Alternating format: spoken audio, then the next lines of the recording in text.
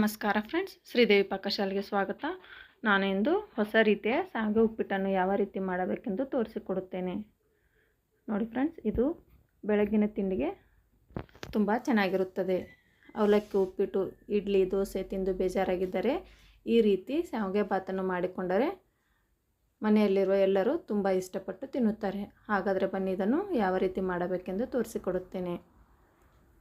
ಮೊದಲಿಗೆ ನಾನಿಲ್ಲಿ ಗ್ಯಾಸ್ ಮೇಲೆ ಒಂದು ಕಡಾಯನ್ನು ಇಟ್ಟು ಅದಕ್ಕೆ 2 ಟೇಬಲ್ ಸ್ಪೂನಷ್ಟು ಎಣ್ಣೆಯನ್ನು ಹಾಕಿಕೊಂಡಿರುತ್ತೇನೆ. ನೋಡಿ ಫ್ರೆಂಡ್ಸ್, ಇದರ ಜೊತೆಗೆ ಸ್ವಲ್ಪ ತುಪ್ಪವನ್ನು ಕೂಡ ಸೇರಿಸಿಕೊಳ್ಳಬಹುದು. ನಂತರ ಜೀರಿಗೆ, ಸಾಸಿವೆಯನ್ನು ಹಾಕಿ ಅವು ಚಟಪಟ ಅಂದ ಮೇಲೆ 1 ಸ್ಪೂನಷ್ಟು ಕಡಲೆಬೇಳೆಯನ್ನು ಹಾಕಿಕೊಳ್ಳುತ್ತೇನೆ. ನೋಡಿ ಫ್ರೆಂಡ್ಸ್, ಅದರ ಜೊತೆಗೆ 1 ಸ್ಪೂನಷ್ಟು ಉದ್ದಿನಬೇಳೆಯನ್ನು ಸೇರಿಸಿ ಇವೆರಡು ಸ್ವಲ್ಪ ಕಲರ್ ಚೇಂಜ್ ಆಗುವವರೆಗೂ ಇದನ್ನು ಫ್ರೈ ಮಾಡಿಕೊಳ್ಳಬೇಕು. ಇದರ ಜೊತೆಗೆ ಸ್ವಲ್ಪ ಕಡಲೆ ಬೀಜವನ್ನು ಅಂದರೆ ಶೇಂಗಾ ಕಾಳನ್ನು ಹಾಕಿಕೊಳ್ಳುತ್ತೇನೆ.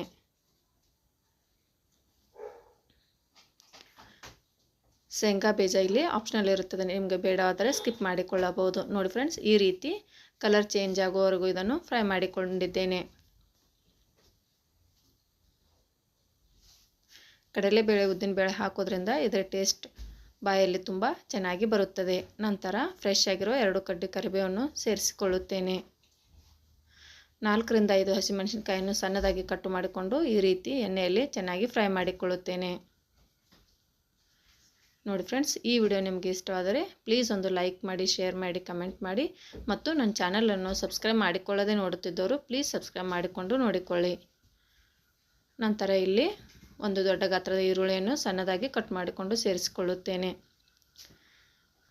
ಇದಕ್ಕೆ ಎಲ್ಲ ರೀತಿಯ ವೆಜಿಟೇಬಲನ್ನು ಕೂಡ ಹಾಕಿಕೊಳ್ಳಬಹುದು. ನೋಡಿ ಫ್ರೆಂಡ್ಸ್, ಇದು ಒಂದು ಒಳ್ಳೆ ಆರೋಗ್ಯಕರವಾದ ತಿಂಡಿಯಾಗಿರುತ್ತದೆ. ಈರುಳ್ಳಿಗೆ ಸ್ವಲ್ಪ ಉಪ್ಪನ್ನು ಬೆರೆಸಿ ಟ್ರಾನ್ಸ್ಪರೆಂಟ್ ಆಗುವವರೆಗೂ ಇದನ್ನು ಚೆನ್ನಾಗಿ ಫ್ರೈ ಮಾಡಿಕೊಳ್ಳುತ್ತೇನೆ.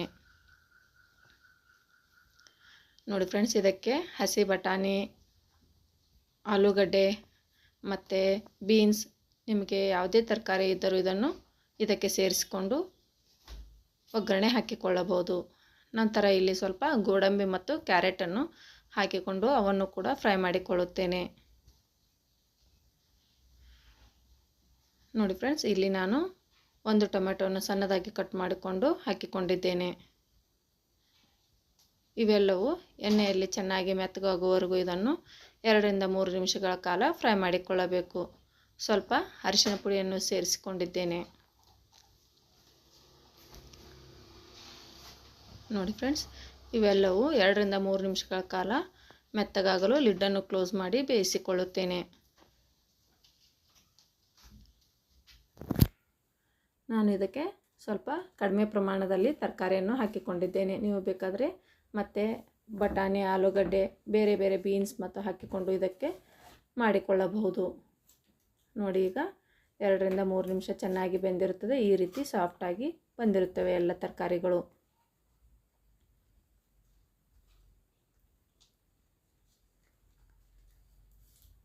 ನೋಡಿ ಫ್ರೆಂಡ್ಸ್, ಇಷ್ಟಾದರೆ ಸಾಕು, ಇವು ಚೆನ್ನಾಗಿ ಫ್ರೈ ಆಗಿರುತ್ತವೆ. ನಂತರ ಈ ಬೌಲ್ನಿಂದ 1 ಬೌಲ್ನಷ್ಟು ಶಾವಿಗೆಯನ್ನು ತೆಗೆದುಕೊಂಡಿರುತ್ತೇನೆ. ಅದಕ್ಕೆ ನಾನಿಲ್ಲಿ 1.5 ಬೌಲ್ನಷ್ಟು ನೀರನ್ನು ಹಾಕಿಕೊಳ್ಳುತ್ತೇನೆ.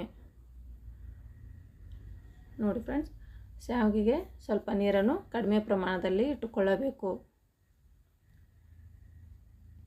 ಈ ನೀರು ಚೆನ್ನಾಗಿ ಕುದಿ ಬರುವವರೆಗೂ ಇದನ್ನು ಲಿಡ್ಡನ್ನು ಕ್ಲೋಸ್ ಮಾಡಿ ಬೇಯಿಸಿಕೊಳ್ಳುತ್ತೇನೆ. ಈಗ ಖಾರ, ಉಪ್ಪ ಕಡಿಮೆ ಹೆಚ್ಚನ್ನು ಚೆಕ್ ಮಾಡಿಕೊಳ್ಳಬಹುದು. ನೋಡಿ ಫ್ರೆಂಡ್ಸ್, ನನಗೆ ಇಲ್ಲಿ ಸ್ವಲ್ಪ ಉಪ್ಪು ಕಡಿಮೆ ಆಗಿತ್ತು, ಆದ್ದರಿಂದ ಸೇರಿಸಿಕೊಂಡಿದ್ದೇನೆ. ನಂತರ ಇಲ್ಲಿ ನಾನು 1 ಬೌಲ್ನಷ್ಟು ಶಾವಿಗೆಯನ್ನು ತೆಗೆದುಕೊಂಡಿದ್ದೇನೆ. ಅದನ್ನು ಸ್ವಲ್ಪ ತುಪ್ಪವನ್ನು ಸೇರಿಸಿ ಚೆನ್ನಾಗಿ ಫ್ರೈ ಮಾಡಿಕೊಳ್ಳುತ್ತೇನೆ. ನೋಡಿ ಫ್ರೆಂಡ್ಸ್, ಈ ರೀತಿ 2 ಸ್ಪೂನ್ನ ಸಹಾಯದಿಂದ ಇವನ್ನು ಫ್ರೈ ಮಾಡಿಕೊಳ್ಳಬೇಕು.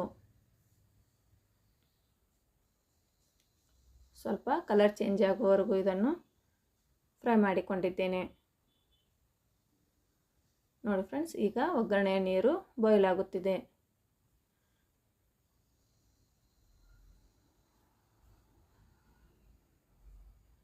ನಂತರ ಇಲ್ಲಿ ಮೊದಲೇ ಫ್ರೈ ಮಾಡಿ ಇಟ್ಟುಕೊಂಡಿರುವ ಶಾವಿಗೆಯನ್ನು ಇದಕ್ಕೆ ಸೇರಿಸಿಕೊಳ್ಳುತ್ತೇನೆ. ಈ ರೀತಿ ಕೇವಲ 10 ರಿಂದ 15 ನಿಮಿಷದಲ್ಲಿ ರೆಡಿಯಾಗುವ ಈ ಉಪ್ಪಿಟ್ಟನ್ನು ಯಾರು ಬೇಕಾದರೂ ಮಾಡಿಕೊಳ್ಳಬಹುದು. ಅತಿ ಸುಲಭವಾಗಿ ಮತ್ತು ಕಡಿಮೆ ಸಮಯದಲ್ಲಿ ಅತ್ಯಂತ ರುಚಿಕರವಾದ ಮತ್ತು ಟೇಸ್ಟಿಯಾದ ಶಾವಿಗೆ ಉಪ್ಪಿಟ್ಟನ್ನು ಮಾಡಿಕೊಳ್ಳಬಹುದು. ನೋಡಿ ಫ್ರೆಂಡ್ಸ್, ಇಷ್ಟಾದ ನಂತರ ಗ್ಯಾಸನ್ನು ಪೂರ್ತಿಯಾಗಿ ಕಡಿಮೆ ಪ್ರಮಾಣದಲ್ಲಿ ಇಟ್ಟು ಲಿಡ್ಡನ್ನು ಕ್ಲೋಸ್ ಮಾಡಿ ಇದನ್ನು ಬೇಯಲು ಬಿಡಬೇಕು. 2 ರಿಂದ 3 ನಿಮಿಷಗಳ ಕಾಲ ಬೆಂದರೆ ಇದು ಚೆನ್ನಾಗಿ ನೀರೆಲ್ಲ ಹೋಗಿ ಉದುರುದುರಾಗಿ ಬರುತ್ತದೆ.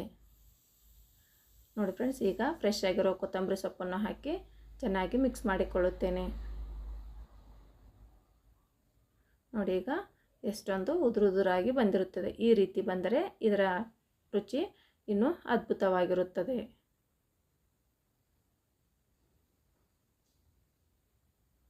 ನೋಡಿ, ಎಷ್ಟೊಂದು ಉದುರುದುರಾಗಿ ಬಂದಿರುತ್ತದೆ. ಇಷ್ಟಾದರೆ ಸಾಕು. ಈಗ ಶಾವಿಗೆ ಉಪ್ಪಿಟ್ಟು ರೆಡಿ ಆಯಿತು. ನೀವು ಕೂಡ ಇದನ್ನು ಒಮ್ಮೆ ಮನೆಯಲ್ಲಿ ಟ್ರೈ ಮಾಡಿ ನೋಡಿ. ಇಷ್ಟವಾದರೆ ಪ್ಲೀಸ್ ಒಂದು ಲೈಕ್ ಮಾಡಿ, ಶೇರ್ ಮಾಡಿ, ಕಮೆಂಟ್ ಮಾಡಿ ಮತ್ತು ನನ್ನ ಚಾನಲನ್ನು ಸಬ್ಸ್ಕ್ರೈಬ್ ಮಾಡಿಕೊಂಡು ಸಪೋರ್ಟ್ ಮಾಡಿ. Thank you.